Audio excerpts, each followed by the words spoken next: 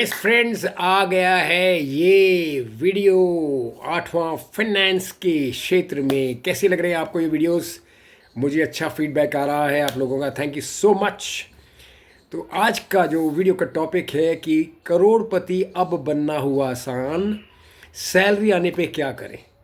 आने वाले 3-4 पॉइंट्स में मैं आपको बारीकी से समझाने वाला हूँ, बताने वाला हूँ, शेयर करने वाला हूँ अपने एक्सपीरियंसेस भी कि कैसे आप अपनी सैलरी पोस्ट टैक्स, टैक्स का भी आप प्लानिंग कर लिया है, पोस्ट टैक्स सैलरी जो नेट टेक होम पे है उसके अंदर आपको देख के क्या करना है और कैसे करना है। ये है आज के वीडियो का मेन मुद्दा। चलिए, पहला पॉइंट बिना देर करते हुए आपके सामने रख रहा हूँ है वो है प्लान एंड नो।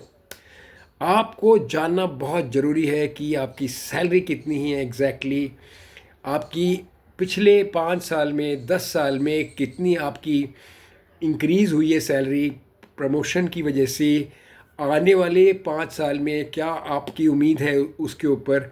वो अगर आप नॉलेज आपको रहेगी बेस्ड ऑन पास्ट, उसको आप प्रिडिक्ट कर सकते हो और वो मनी जो आपके पास आता है उसको सूटेबली इन्वेस्ट कर सकते हो, जिसके बारे में हम अभी और भी डिटेल में जानकारी हासिल करेंगे। तो पहली चीज़ जो प्लान और नो के क्षेत्र में है वो है आपके फिक्स्ड एक्सपेंसेस। ये क्या है? ये कोई कार की ईएमआई है, ये घर का ईएमआई है, आपकी गैस है, आपका ट्रांसपोर्टेशन है, आपकी बिजली है, आपका रेंट है, ये सब फिक्स्ड है। तो ये कितना होना चाहिए दोस्तों? According to accepted financial parameters, कहते हैं स्टैंडर्ड्स, जिसमें कोई कॉम्प्रोमाइज़ नहीं है, अकॉर्डिंग टू दैट 50% आपकी जो है सैलरी का आप इसके ऊपर में अलॉकेट कर सकते हैं। आपको पता होना चाहिए कि मेरी सैलरी मान लीजिए 1 लाख है, तो 50,000 रुपीज़ जो है इन हेड्स में आप आराम से उसको अलॉकेट कर दीजिए। बढ़िया। तो बाकी जो रहा 50% उसको हम डिवाइड करेंगे 3 हिस्सों में। पहला जो है वो मीडियम टर्म और लॉन्ग टर्म, मतलब 2 से 3 साल के अंदर अंदर जो चीज़ें आपने स्पेंड करनी है, जिनमें उनमें आप अपना इन्वेस्टमेंट कर सकते हैं। प्रोविडेंट फंड है, लाइफ इंश्योरेंस है, मेडिकल इंश्योरेंस है, रिटायरमेंट फंड है। ये सारी जो चीज़ें हैं इनको आप एग्जामिन करके जो दो और 3 साल के बीच में जो भी रिक्वायरमेंट है आप उसको यहाँ पर अलॉकेट कर सकते हैं। ये कितना होना चाहिए? 10% आपकी सैलरी का। और नेक्स्ट वाला जो गोल है आपका वो है लॉन्ग टर्म इन्वेस्टमेंट। जो रेगुलर आपकी पेमेंट जा रही हैं, जो आपको चाहिए होंगी, रिटायरमेंट फंड है फॉर एग्जांपल, तो आपको लग रहा है कि अगले 10 साल में आपका अब बेटा है बेटी 2-3 साल के हैं, 4 साल के, तो 10 साल का आप एक सिनेरियो ले सकते हैं जिसमें आज से ही आप प्लान करें कि मेरे को ये पर्टिकुलर फंड है, इसको मैं नाम दे दूंगा। ये एजुकेशन फंड है, ये ट्रैवल फंड है। कहाँ का ट्रैवल? शिमला का ट्रैवल या वेनिस का ट्रैवल। और एजुकेशन का है, कहाँ की एजुकेशन? स्कूल की एजुकेशन, कॉलेज की, कौन से कॉलेज की, लोकेशन बाहर है इंडिया से या इंडिया में है, इसको आपने देखना पड़ेगा और ये आप आराम से अलोकेट कर दीजिए। तो 50% आपका हो गया फिक्स एक्सपेंसेस में, 10% आपका हो गया शॉर्ट और मीडियम टर्म गोल्स के लिए जो 2 और 3 साल में आने वाले हैं, और इसके 10% आप रख लीजिए लॉन्ग टर्म जो 10 से 15 साल के लिए। और लास्ट वाला जो है ना, उसको मैं कहता हूँ प्लेजर एक्सपेंसेस। ये जो है इसमें आप चीनी चोरी करने का फ़ायदा नहीं, कॉफ़ी पीनी पीजिए 500 रुपये की। तो उसके लिए 1 महीने में आप प्लान कर लीजिए, ये सारे खर्चे निकाल के। अगर 1 लाख है तो करीब 5 से 10 हज़ार रुपये आपको अलग से निकाल लीजिए, जो आप इन फन या प्लेजर के एक्सपेंसेस में, कोई अच्छी मूवी आपने देखनी है गोल्ड कार्ड में पीवीआर के अंदर, या आपको प्रीमियम शो में देखना है, कोई कॉन्सर्ट हो रहा है उसमें आपने जाना है, वहाँ पर कोई महंगी टिकट है उसको लेना है, गिल्ट फ्री, आपको पश्चाताप ना हो कि ये मैं कर रहा हूँ, जो बाद में खर्चा करने के बाद में फिर आप उसको पछताते हो, वो ना हो। उसके लिए पहले से ही 10% प्लान कर लो।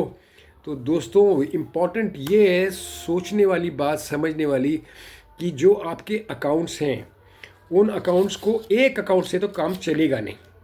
आई हैव 4 अकाउंट्स और मैंने दूर दूर रखे हुए वो सारे अकाउंट्स, और उनको निकालना और डालना मुश्किल हो जाता है। तो निकालना मुश्किल हो जाता है, डालना भी मुश्किल हो जाता है, उसको आप दूर रखिएगा।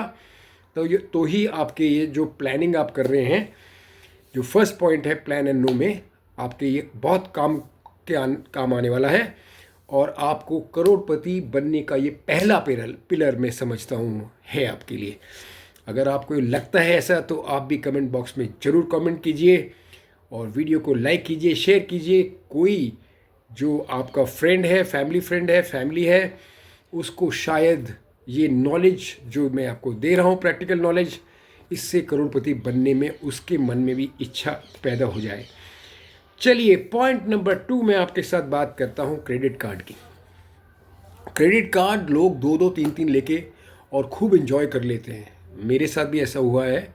बट ड्यूरिंग द पीरियड आप 20 और 30 साल के हैं, उसमें आपकी जो फ़न के एक्सपेंसेस हैं, प्लेजर के एक्सपेंसेस ज़्यादा रहते हैं। उसमें आप सोचते समझते नहीं हैं। हो सकता है उस समय सिंगल हो, फैमिली रिस्पॉन्सिबिलिटी नहीं है, तो आप बहुत सारी चीज़ें जो हैं खर्चा कर देते हैं बिना सोचे समझे। और उनका जो प्लेजर वाले जो एक्सपेंसेस हैं वो फिर बाद में तो आपको पेन देने वाले ही हैं। You do agree with me और नॉट? सो चलो, everybody goes through this phase. अगर आप 20 और 30 के बीच में हैं तो अब आपका ये समय है देखने का कि जब मेरी सैलरी आती है, मेरे पास 2 या 3 अकाउंट्स हैं, हर एक अकाउंट्स का आप डिफरेंट नाम दे सकते हैं और उनको आप ऑटोमेट कर दीजिए। अब ये क्रेडिट कार्ड की जो बात हो रही है, वो जो भी पेमेंट आपने देनी है, 1 कार्ड है, 2 कार्ड है, उनको आप ऑटोमेट कर दीजिए। ऑटोमेटिकली आपके एक अकाउंट से वो निकल जाए, दूसरे अकाउंट से दूसरा कार्ड निकल जाए। ऐसा कुछ आप कर लेंगे तो ऑटोमेटिकली होएगा। ये अपने मेमोरी पे और कोई डायरी में लिखने से आपका काम बनने वाला नहीं है, क्योंकि अब तो एआई का ज़माना है और आप ये आराम से कर पाएंगे, इसमें मेरे को कोई डाउट नहीं है। बात करते हैं क्रेडिट कंपनीज़ की। जो मैनेजमेंट है, जो कस्टमर केयर है, उनसे फ़ोन करके पता कीजिए कि जो एनुअल चार्जेस हैं क्या आप उसको कम कर सकते हैं, और भी कोई चार्जेस हैं वो कम कर सकते हैं। बेनिफिट्स की एक लिस्ट निकालिए उनसे कि क्या क्या बेनिफिट्स वो आपको देते हैं, उसका मैक्सिमम यूज़ कीजिए। मज़ेदार बात यह है, मज़ेदार, कि आपको एक क्रेडिट कार्ड को आप रखिए लॉन्ग टर्म के लिए, कम खर्चा कीजिए पर रखिए। उससे जो है आपका सिविल भी बढ़िया रहता है, आपका रिकॉर्ड भी अच्छा रहता है, और हर क्रेडिट कार्ड कंपनी एक स्टेबल कस्टमर को ढूंढती है जो रेगुलरली खर्च करे और रेगुलरली पे करे। तो ये आपकी लॉन्ग टर्म की जो हिस्ट्री है ना, बढ़िया रहे, और उनसे आप बेनिफिट्स वगैरह का पूरा फ़ायदा उठाएं। इस तरीके से आप क्रेडिट कार्ड की पेमेंट्स भी करते रहें, उससे बेनिफिट लेते रहें और उसको कंट्रोल में रखें। राइट, नो एंड प्लान, इस एरिया में भी ये एप्लीकेबल है। नेक्स्ट पॉइंट की तरफ चलते हैं, और वो भी कमाल का पॉइंट है कि आप अपने अकाउंट्स को दूर दूर रखिए। 4 अकाउंट्स खोलिए, मिनिमम बैलेंस ही रहेगा। मेरे पास तो मिनिमम बैलेंस ही 50,000 से ज़्यादा रहता है, किसी में 10,000 है, किसी में 5,000 है। तो मेरे 4 अकाउंट्स में मिनिमम बैलेंस ही हमेशा 50,000 रहता है उसमें, और मैं कभी भी उसको as a emergency fund use कर सकता हूँ। राइट, नेक्स्ट पॉइंट है हमारा इस वीडियो का, बहुत ही कमाल का है, कि जो भी आप इन्वेस्टमेंट करते हैं उसको मतलब क्लियर रखिए, बहुत ही सरल रखिए, क्लियर रखिए, स्पेसिफिक रखिए, और उसके बारे में पूरी अपनी नॉलेज रखिए। उसके बारे में ज़रूरत है तो किसी एक्सपर्ट से भी सलाह ले सकते हैं, बट आप खुद सारा काम करेंगे तो आपको एजेंट्स को कमीशन देनी नहीं पड़ेगी। लॉन्ग टर्म में मैंने बता भी रखा है आपको कि फंड्स मैनेजमेंट के लिए अगर आप एजेंट्स को लेंगे तो लॉन्ग टर्म में आपको उनको लाखों रुपए दे जाएंगे। वो पैसे आपके बच सकते हैं, प्रोवाइडेड आप खुद भी फाइनेंशियली स्मार्ट हो जाएं अपने लाइफ में। That is the goal, that you should become financially smart. तो ये स्ट्रैटेजी जो है बड़ी सिंपल है। जो भी आप जहाँ जहाँ आपने स्पेंड करना है वो आप क्लियर रखिए उसको। ये ज़रूरी नहीं है कि आपको सुपर रिच होना है, उस वही लोग इन्वेस्ट करते हैं। इन्वेस्ट कोई भी कर सकता है। आप कैसे वो करते हैं लोग, उसको अगर आप जानने की कोशिश करेंगे ना, तो वो एक सिंड्रोम जो है हमारा कि भाई वो तो ज़्यादा कमा रहा है, वो ज़्यादा सेव कर रहा है, या वो तो भाई उसके पास सारे सुख है, आराम और सुख है लाइफ के। ऐसा नहीं है। कोई भी रिच नहीं बनता है स्पेंडिंग करके। इंटेलिजेंटली आपको शॉर्ट टर्म मीडियम टर्म और लॉन्ग टर्म की इन्वेस्टमेंट स्ट्रैटेजी बना के उसको अगर आप करेंगे तो आप खुद ही कर पाएंगे। मैं आपको एक चौंकाने देने वाले कुछ फिगर्स देने वाला हूँ। आप देखिए, अगर आप सिर्फ 100 रुपये डालते हैं एक महीने में और ये रेट ऑफ इंटरेस्ट अगर आप 7% लेते हैं तो आपको 5 साल के बाद में सिंपल वे में इन्वेस्टमेंट में बैंक में आपके हो जाएंगे 7,347 रुपये। और अगर 10 साल के बाद में वो आप देखते हैं वो बन जाएंगे आपके 18,000। और अगर आप 25 साल के बाद देखते हैं तो वो बन जाएंगे 95,000। यही अमाउंट जो है अगर आप 500 रुपये लेके चलेंगे तो 5 साल में अगर आप 500 रुपये पर मंथ डालेंगे तो आपके 5 साल में बन जाएंगे 36,000 और 10 साल में बन जाएंगे 51,000 और 25 साल में बन जाएंगे 4,75,000। अगर आप 1,000 रुपये डालेंगे महीने के 5 साल के लिए तो आपके अकाउंट में आ जाएंगे 73,000 और अगर आप 10 साल के लिए डालेंगे तो आ जाएंगे 1,82,000 और अगर 25 साल के लिए डालेंगे तो आपके पास आ जाएंगे 9,51,000। बात है 9,51,000 की मिलियन। आप 1,000 रुपया तो डालना शुरू कीजिए अपने अकाउंट में और अगर आपकी 25 साल की नौकरी होएगी जिस टाइम ऑटोमेटिकली आपके अकाउंट में 1 मिलियन रुपीस दिखने को मिल जाएगा।